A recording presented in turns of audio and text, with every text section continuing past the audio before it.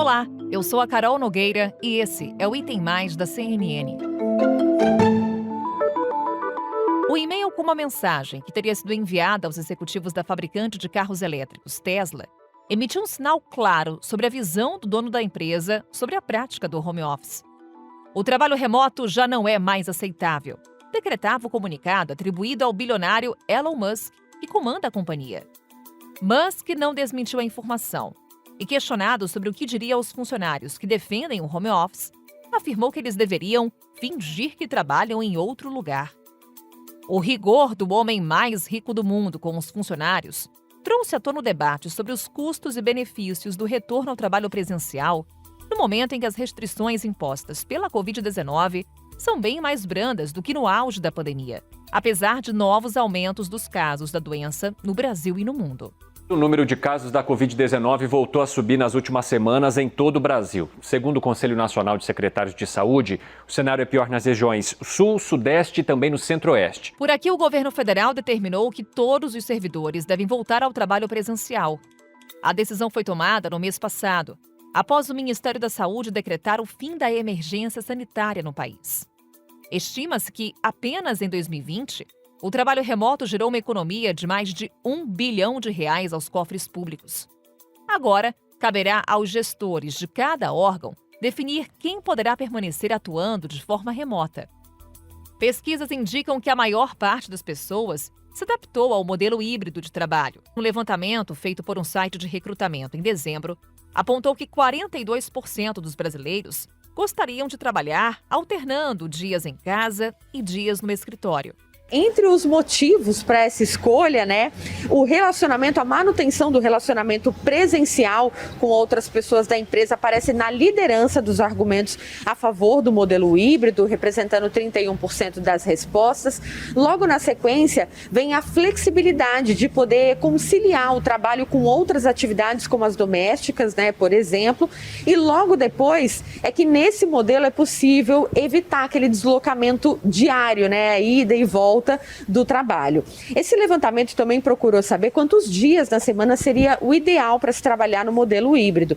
E 41% apontaram que 3 dias na semana seria o ideal.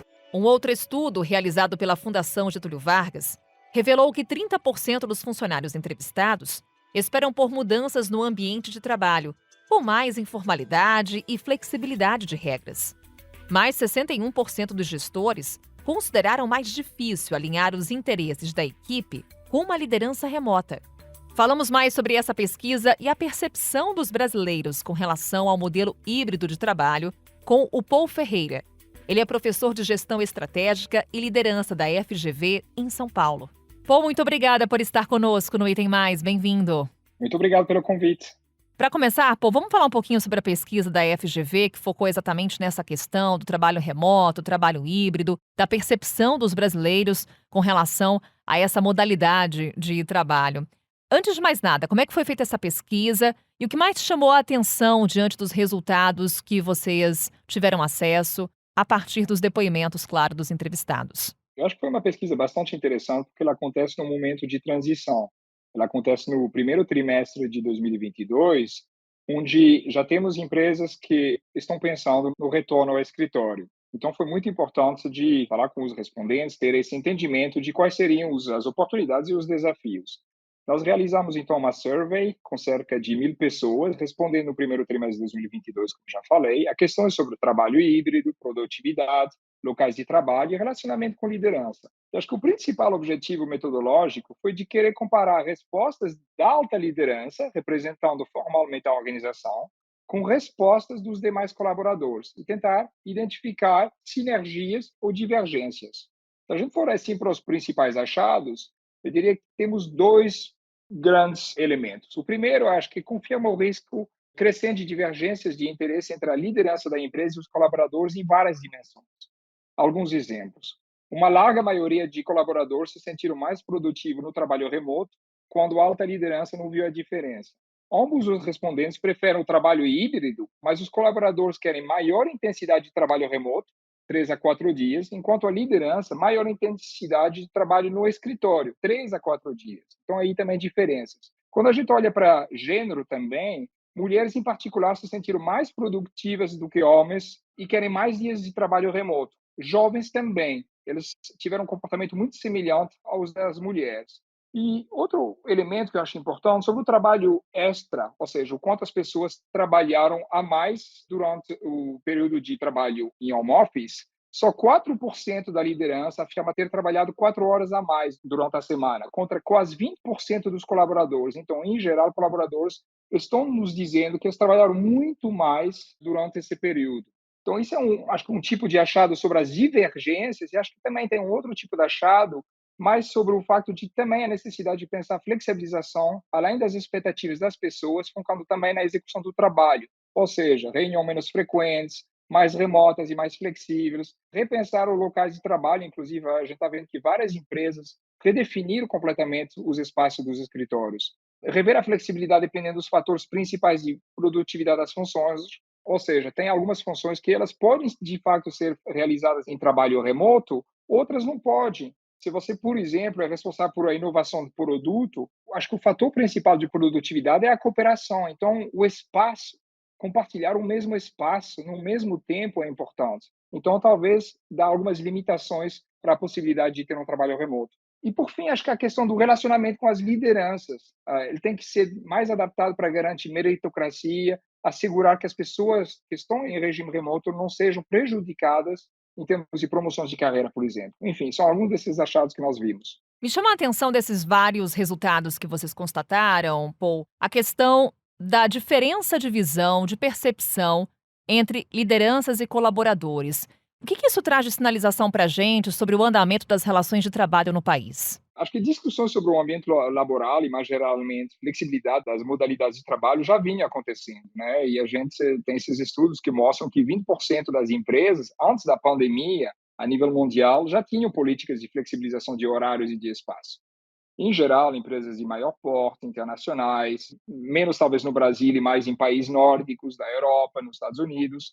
E, inclusive, também tínhamos estudos que mostravam que havia benefícios de trabalho em home office em termos de produtividade. Acho que a novidade é que a pandemia polarizou essa questão.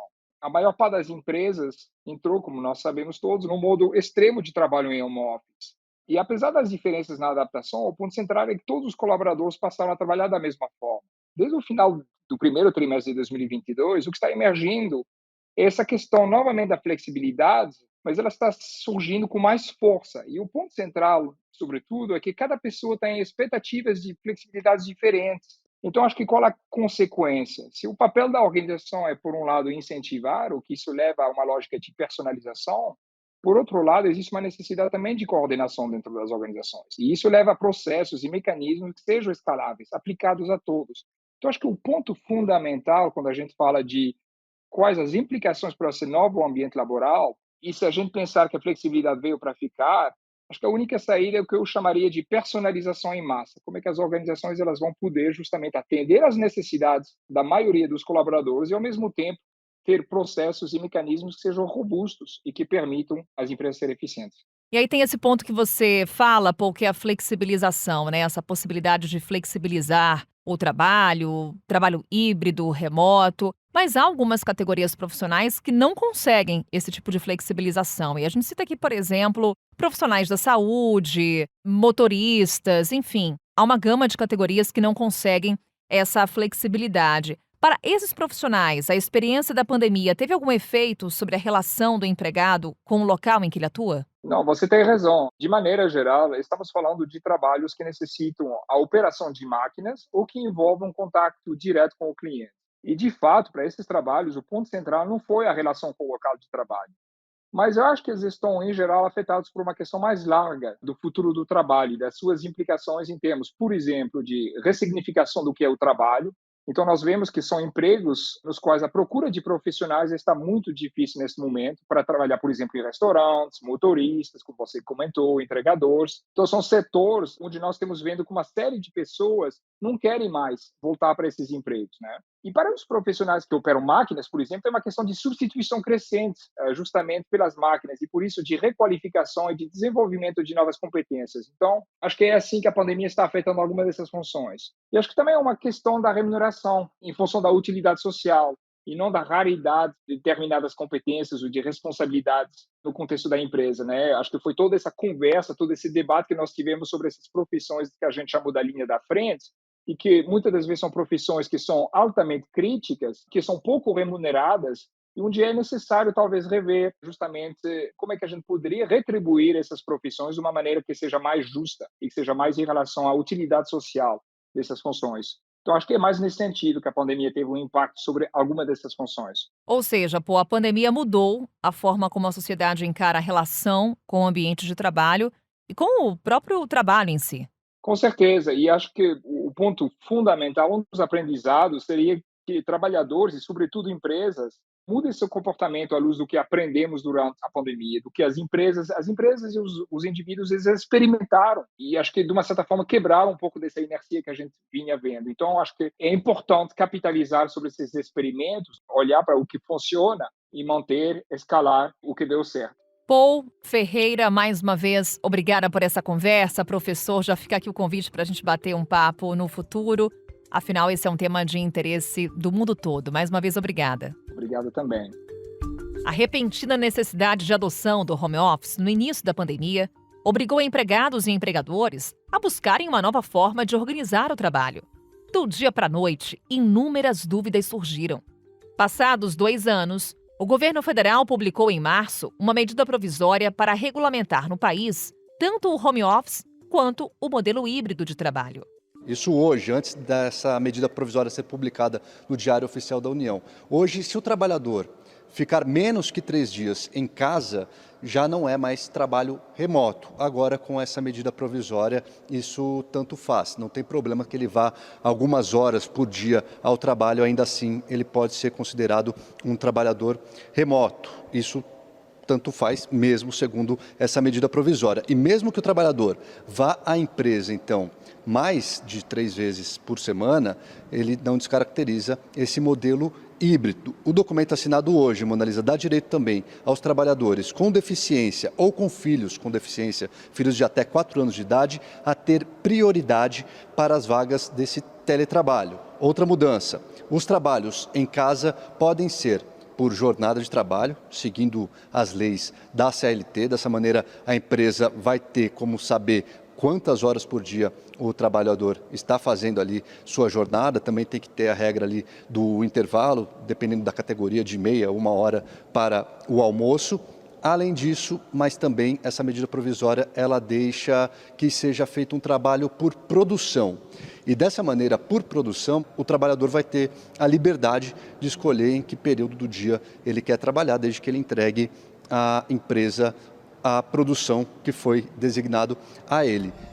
Afinal, o que prevê a legislação brasileira sobre trabalho remoto, trabalho híbrido? Para responder a essa questão, a gente conversa com o Henrique Melo. Ele é advogado trabalhista do NHM Advogados. Henrique, obrigada por estar conosco aqui no Item Mais. Bem-vindo. Muito obrigado, Carol. Obrigado pelo convite. É um prazer conversar novamente com o Item Mais.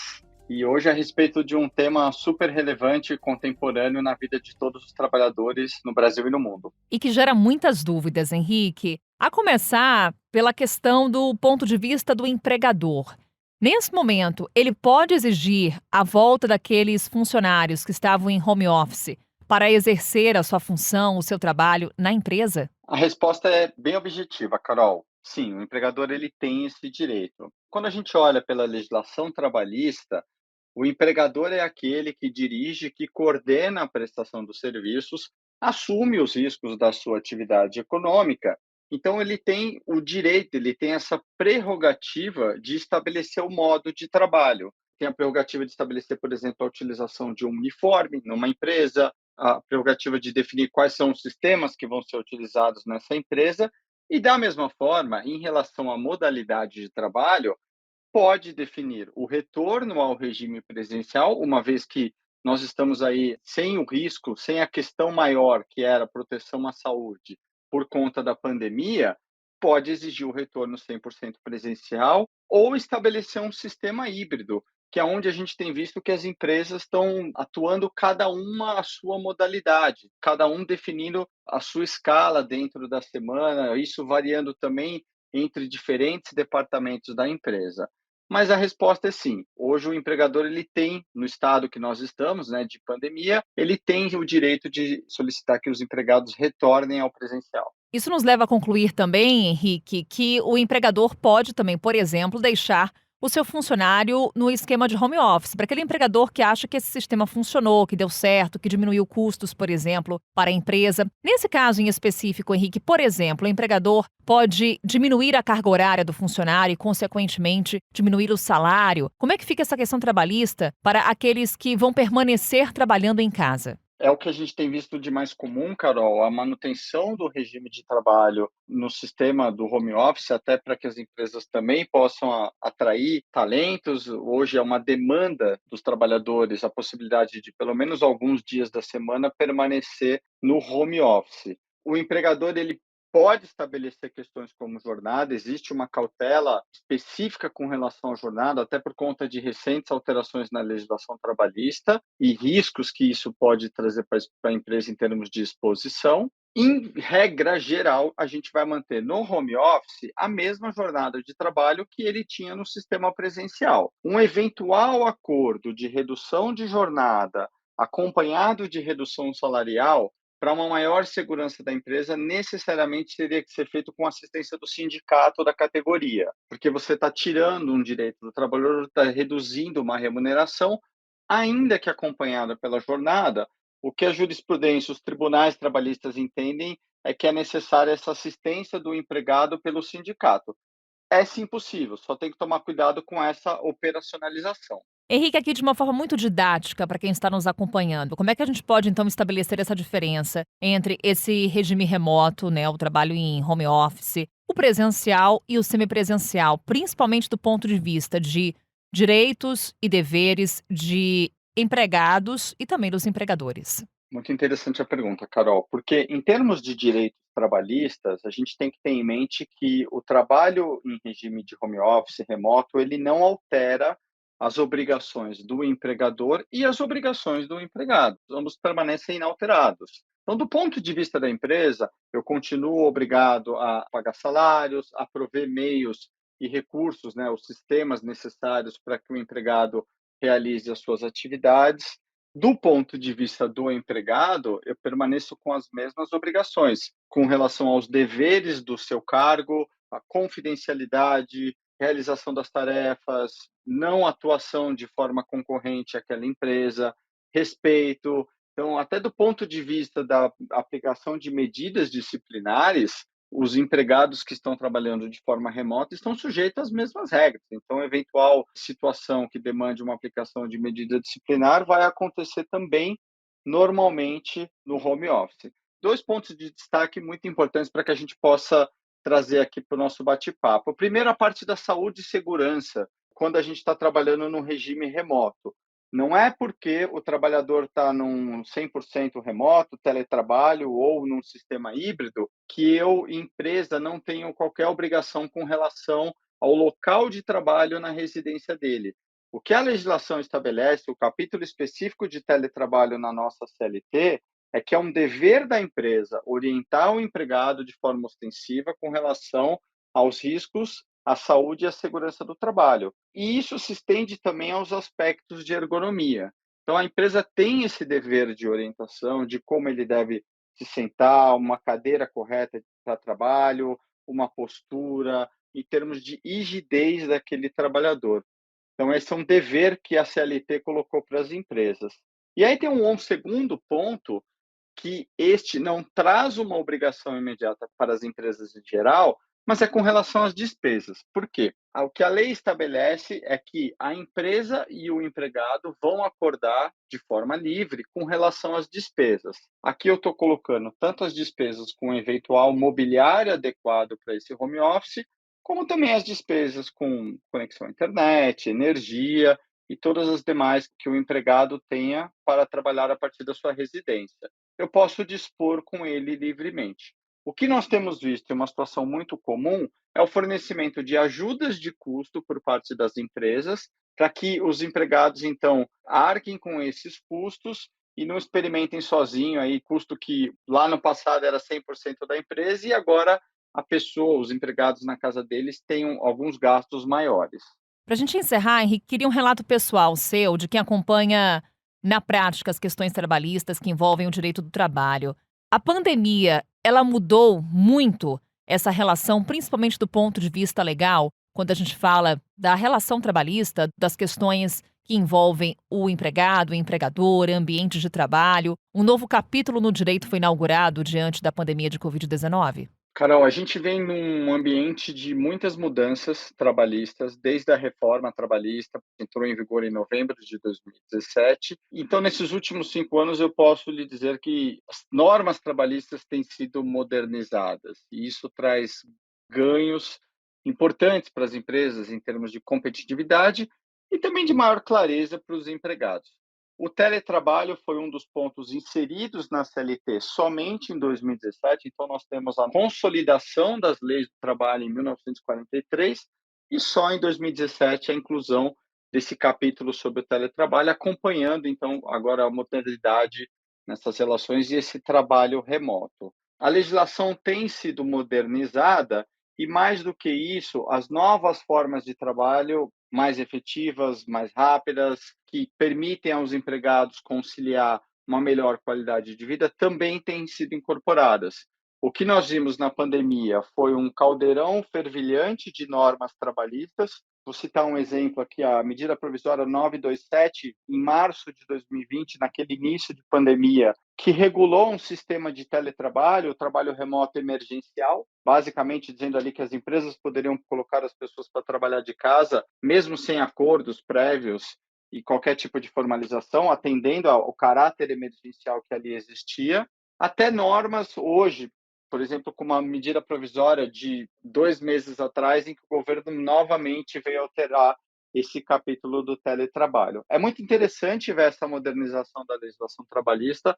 Eu concordo contigo que nós estamos vivendo, sim, um novo capítulo nas relações de trabalho, numa possibilidade enorme de modernização. E isso traz vantagens, novamente, tanto para a empresa como para o lado dos empregados. Não há dúvida de que o teletrabalho é o grande expoente. Nós avançamos aqui, talvez, 50, 100 anos, em 2 anos de pandemia, aprendendo naquele início na marra como trabalhar de casa, e os operadores do direito, as empresas em geral, aprendendo como regular todo esse sistema, o governo também, o nosso legislativo, ali de forma emergencial. Então, tem um ganho muito grande. Isso nos traz até uma alegria. Doutor Henrique Melo, nessa conversa aqui conosco no Item Mais, tirando nossas dúvidas e, claro, também trazendo um pouco do seu olhar da realidade sobre o direito trabalhista. Mais uma vez, obrigada, Henrique, por essa conversa. E já fica aqui o convite mais uma vez para uma próxima. Eu agradeço, Carol, esse nosso bate-papo. Foi muito interessante e até a próxima. E assim encerramos o Item Mais de hoje. Amanhã estamos de volta com outro tema. Até lá! Com a minha apresentação, Carol Nogueira, este podcast foi produzido pela Maremoto para a CNN Brasil. Roteiro e pesquisa, Lucas Scherer. Pauta e produção, Danilo Santana. Edição e sonorização, Ana Mariquito. Coordenação geral, Paula Weinberg e Felipe Gomes. Coordenação de produto, Verônica Schneider. Coordenação editorial, Diego Toledo. Você também pode ouvir o Item Mais no site da CNN Brasil. E aproveite para conhecer os nossos outros programas em áudio. Acesse cnnbrasil.com.br/podcasts.